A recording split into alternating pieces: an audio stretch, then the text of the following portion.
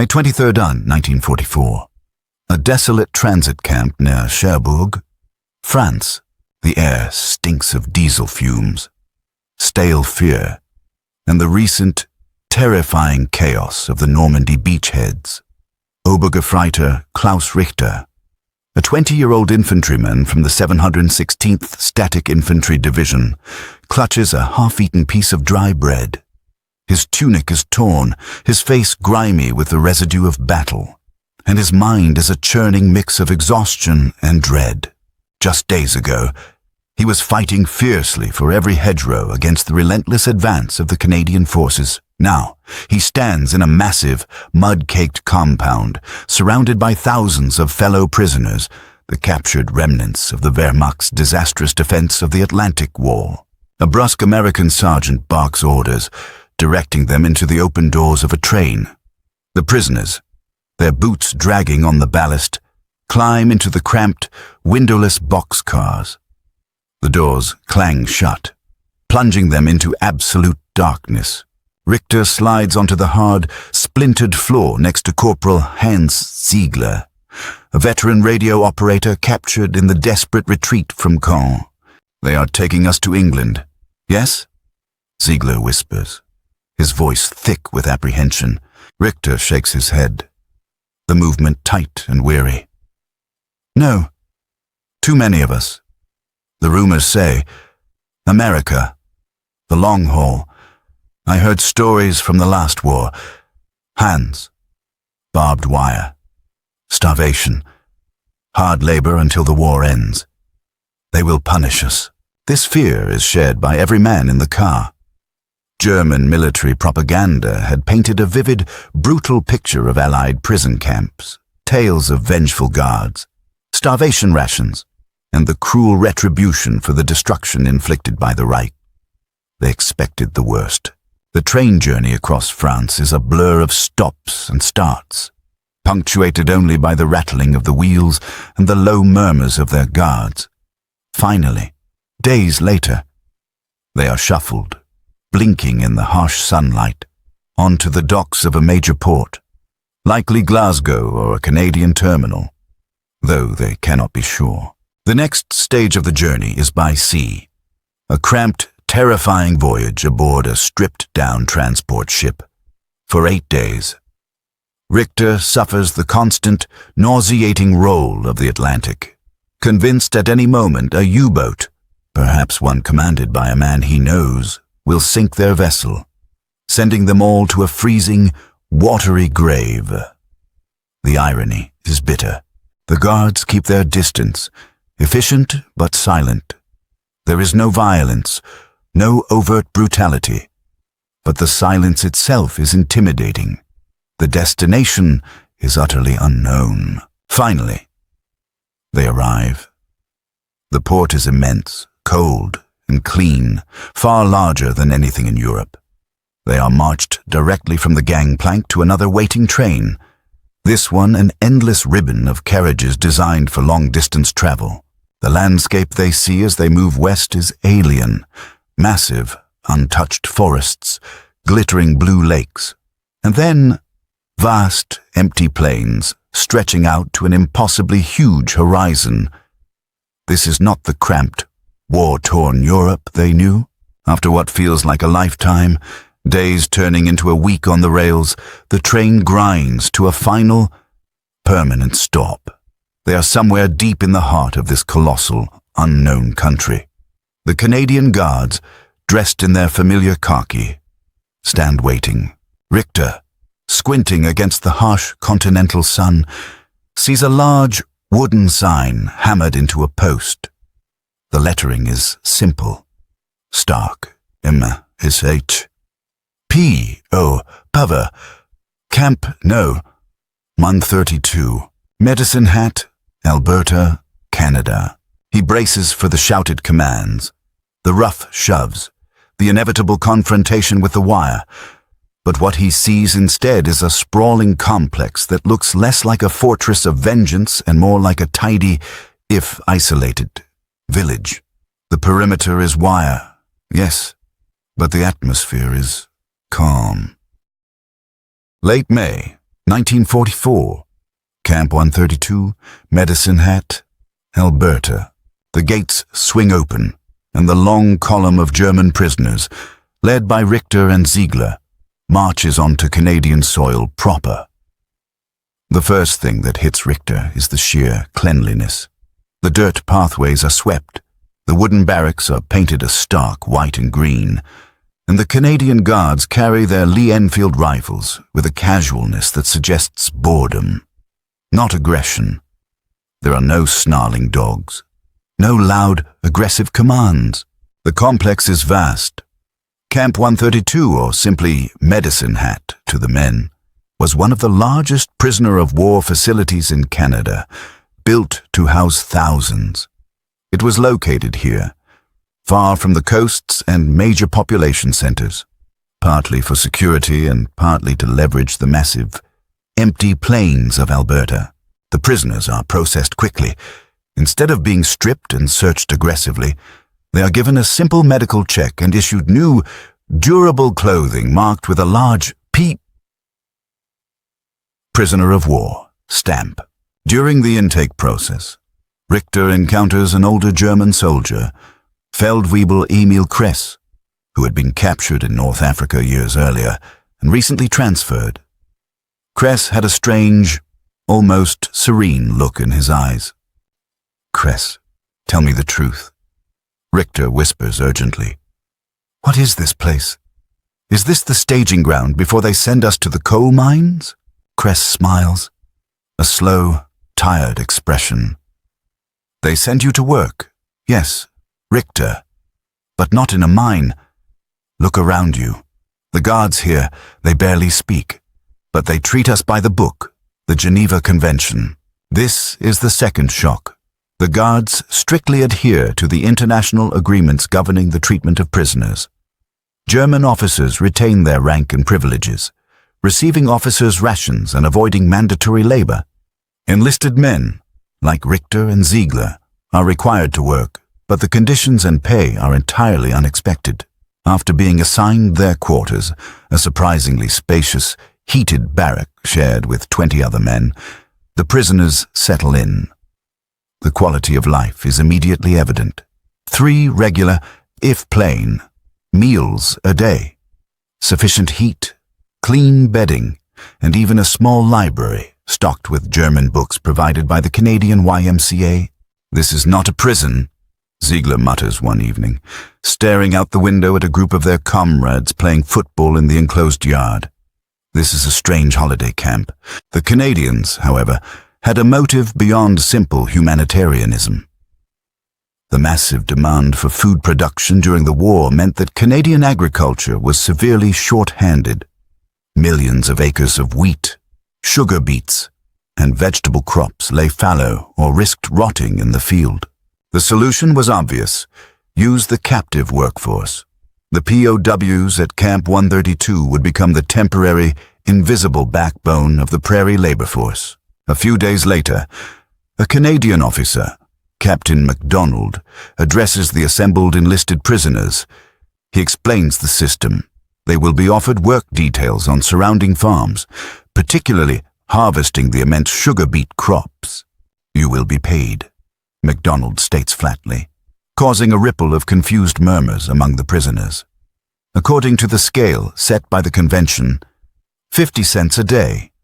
You will not receive Canadian dollars, but scrip, special coupons, redeemable only inside the camp's canteen for things like cigarettes, stationery, and extra luxuries.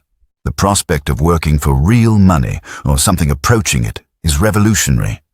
In Germany, they were used to constant shortages and austerity. Here, they were being paid to work the land. The first assignment for Richter and Ziegler is a local farm, miles outside the main camp perimeter, protected only by a token armed guard. The true nature of this secret prison is about to be revealed. June 1944. A sugar beet farm outside Medicine Hat, Alberta. The drive out to the fields is surreal. Richter, Ziegler, and a dozen other enlisted prisoners sit in the back of an open Canadian Army truck. The surrounding prairie is breathtakingly vast, golden in the early morning light. Their guard, a grizzled reservist named Sergeant McIntyre, sits casually in the passenger seat, his rifle resting across his lap, seeming more interested in the passing scenery than his high-value captives. When they arrive at the farm, they are met by the owner, a stout, weathered man named Mr. Henderson. He manages to communicate the nature of the labor, the back-breaking task of thinning and weeding the endless rows of sugar beets, mostly through energetic gestures and broken German phrases learned from local immigrants. The work is indeed grueling, conducted under the fierce Alberta sun, but the routine is instantly recognizable and familiar to the former soldiers, many of whom came from rural backgrounds. It is honest, productive work, far removed from the senseless violence of the trenches. What truly shocks the prisoners, however, is the treatment they receive from the civilians. During their midday break, Mrs. Henderson, a kind-faced woman with flour on her apron, emerges from the farmhouse. She doesn't bring the bare, standard rations expected of prison labor. Instead, she brings thick sandwiches, jugs of cold water, and slices of warm, freshly baked pie. Richter hesitates, looking nervously at Sergeant McIntyre, who simply shrugs and starts eating his own lunch. Essen Sie, Jung, eat boys, McIntyre says simply. She's not giving it to you because she likes Nazis. She's giving it to you because you're working hard, and she knows what good field labor needs. This humanization, this unexpected generosity from the enemy civilian population dismantles years of propaganda in a single afternoon. These farmers, whose families had struggled to build lives on this harsh land, saw not ideological enemies, but simply young men capable of productive labor. They offered basic decency. In the ensuing weeks, this pattern solidified. The prisoners, eager to earn their scrip for the camp canteen, where they could buy highly desired items like real pipe tobacco and chocolate, worked diligently. They were often left largely unsupervised, sometimes working alongside elderly or young members of the farmer's family. The proximity to freedom was immense. The perimeter of the work zone was imaginary, defined only by the honor of the Geneva Convention and the promise of fair treatment. Richter, realizing he could simply walk away into the endless prairie, found himself asking why he would want to. We could be free. Hans. Richter whispers to Ziegler one hot afternoon as they weed the rows. Ziegler grunts, wiping sweat from his brow. Free to walk 1,000 miles across a country we do not know, in stolen clothes, with no food, hunted by people who have fed us pie. And then what? We are paid here. We have a bed. We are not shot at. And the war is still going. This is better than the West Wall. The conditions were so humane, the work so productive, and the pay, invaluable canteen scrip, so motivating, that the escape rate from Camp 132 and its satellite work sites was negligible. The Canadians had discovered a revolutionary principle, that treating your enemy with respect, governed by adherence to international law, created a disciplined, cooperative, and effective workforce. The shock on the faces of new arrivals, like Richter and Ziegler, was the same. This was not a punitive prison. It was a functioning, highly efficient labor center where decency was the unwritten rule. Summer 1944. Camp 132 Canteen, Medicine Hat. The heart of Camp 132's internal economy is the canteen. It is here that the scrip, the special coupons earned by the enlisted men, changes hands for small but powerful luxuries.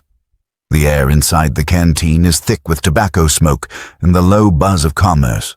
Klaus Richter approaches the counter, pulling a worn wad of scrip from his pocket. After weeks of back-breaking labor-thinning beats, his hands are calloused, but his morale is surprisingly high. 2 packs of players and that tin of cocoa powder. Richter instructs the fellow prisoner serving behind the counter. The Canadian authorities allowed the prisoners to manage the canteen, further empowering them and instilling a sense of responsibility.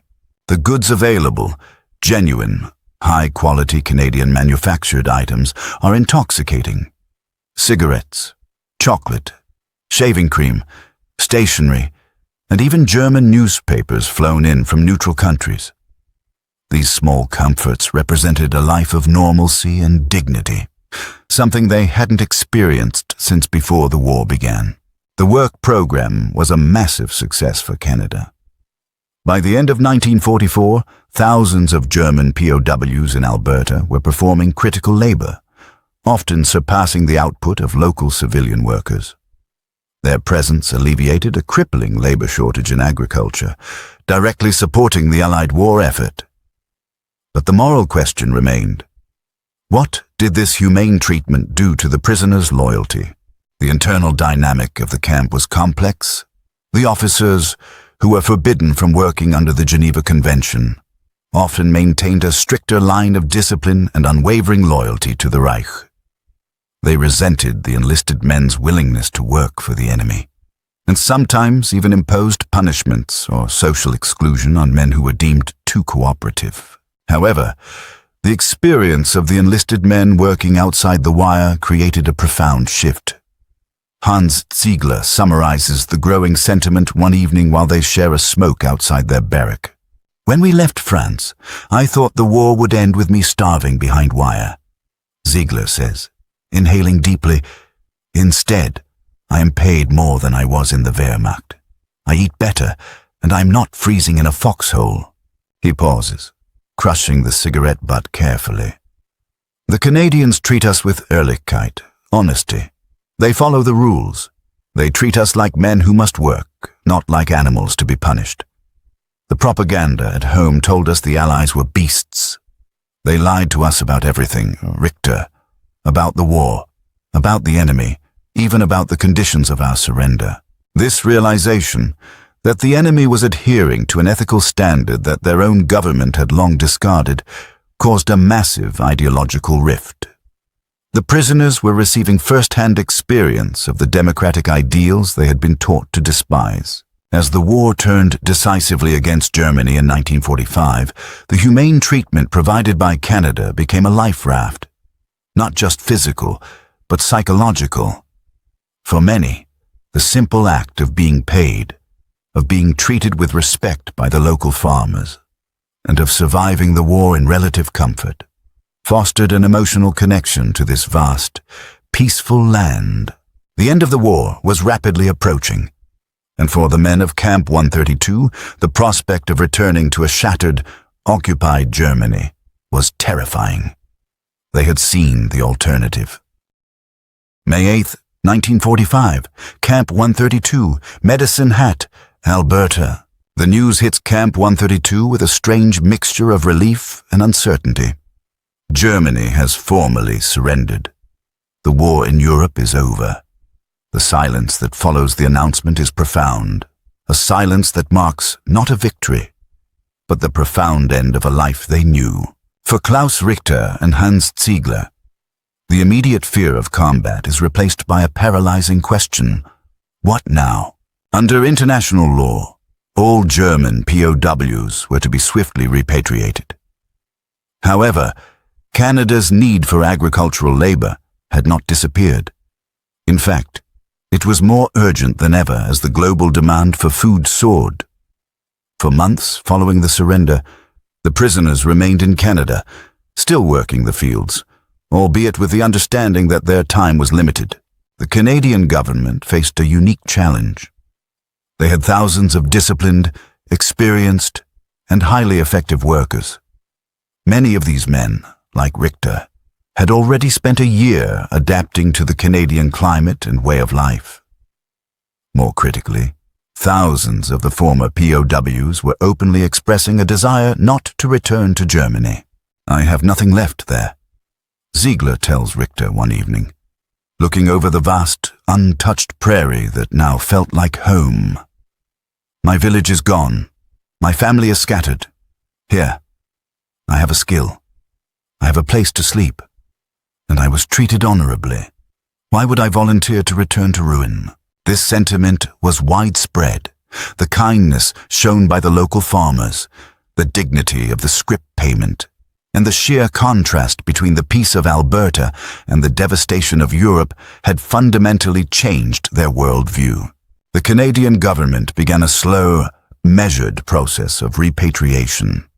Most prisoners, particularly officers loyal to the old regime or those with strong family ties, were eventually shipped back. However, the path was carefully smoothed for thousands of others. The mechanism was complex but effective. Former POWs could not simply immigrate immediately after being released, but by placing them in displaced person status, or through special programs designed to re-engage former POWs for temporary work while they cleared legal hurdles. Canada created a loophole. Former prisoners were given opportunities to work in crucial, labor-intensive sectors, effectively keeping them in the country legally until they could formally apply for immigration. The farmers who had grown dependent on the German labor force vouched for them, provided references, and often guaranteed their employment. Men like Klaus Richter and Hans Ziegler saw their chance. They embraced the transition from prisoner to temporary resident, and eventually to immigrant. They settled across the prairies and beyond, becoming vital parts of the communities that had once held them captive. The story of Camp 132 and the other Canadian POW camps stands as a testament to the power of humane treatment, even toward those who fought against you. By strictly adhering to the Geneva Convention, by paying their enemy invaluable scrip, and by respecting their human dignity, Canada did more than just secure its vital food supply. It won over thousands of future citizens. The war ended. The walls came down, and those former soldiers, many of whom arrived expecting barbarity, chose to stay in the land that paid them real money for honest work. A profound legacy of decency forged behind simple barbed wire in the heart of the Canadian West.